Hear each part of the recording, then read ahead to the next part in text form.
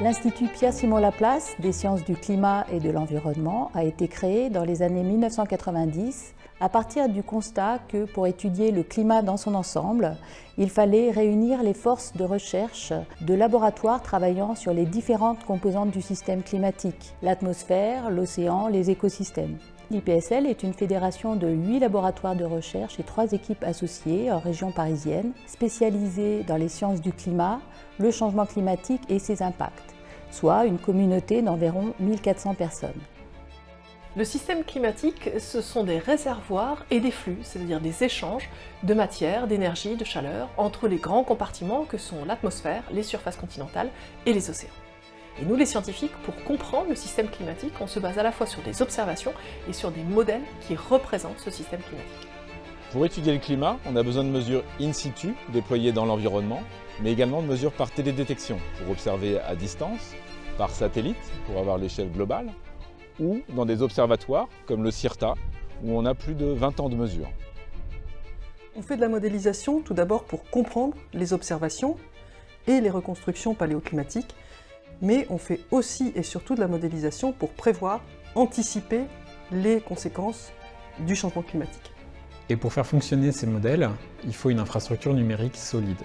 C'est comme un chef d'orchestre pour composer une musique. Il a besoin d'un côté de musiciens qui jouent leurs partitions, ce sont nos processeurs qui calculent et interprètent les équations du modèle. Et de l'autre côté, il faut capturer et assembler les sons de chaque instrument, ce sont les octets qui forment tous nos fichiers. Les scientifiques, dans tout ça, nos chercheurs, c'est le public qui écoute la musique, qui vous disent si le modèle sonne juste en comparant aux observations. La Terre a connu de nombreux changements climatiques, des périodes plus froides et plus chaudes que l'actuelle.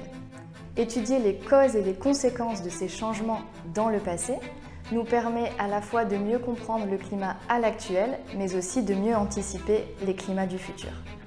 La pollution de l'air et le changement climatique sont liés. Par exemple, le trafic, le secteur résidentiel, les industries et les feux vont émettre non seulement des gaz à effet de serre, mais aussi des polluants atmosphériques qui vont dégrader la qualité de l'air et donc avoir un impact négatif sur notre santé. Ce que nous apprend le cycle de l'eau, c'est l'interconnexion. L'interconnexion des systèmes d'abord, mais aussi une interconnexion entre ces systèmes et les sociétés humaines qui sont encore très dépendantes de la ressource en eau disponible à la surface. L'IPSL construit des collaborations interdisciplinaires pour un meilleur diagnostic global de la ressource en eau et de sa vulnérabilité.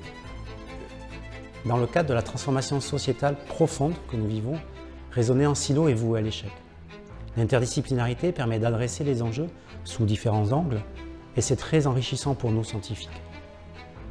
À l'IPSL, on utilise les toutes dernières avancées en IA pour tirer le maximum de nos observations collectées, mais aussi pour rendre nos modèles numériques plus rapides, mieux calibrés et pour mieux quantifier leurs incertitudes. Le cœur de métier de l'IPSL, c'est une expertise scientifique et pédagogique pour la société. Et le Centre Sciences Climat Société a pour objectif de rendre visible, institutionnaliser et professionnaliser cet engagement scientifique pour la société et pour la démocratisation de nos sciences. La recherche sur le climat est indissociable de la formation, en premier lieu pour former nos futures chercheuses et chercheurs. Dès les premières années de formation en études supérieures, des ateliers d'introduction à la recherche et des stages sont proposés. Les travaux qui sont réalisés par nos jeunes chercheuses et nos jeunes chercheurs dans les laboratoires sont indispensables pour maintenir une recherche dynamique et innovante. S'engager dans la recherche, c'est aussi s'engager dans la société, c'est prendre part à la société. Par exemple, avec le collectif des doctorants de l'IPSL pour la médiation scientifique, je peux communiquer sur mon travail, j'apprends à expliquer ma recherche, à la décortiquer. Et pour moi, l'engagement dans la recherche, c'est ça, c'est faire collectif. Parce que c'est comme ça qu'on se donne l'envie et les moyens d'agir.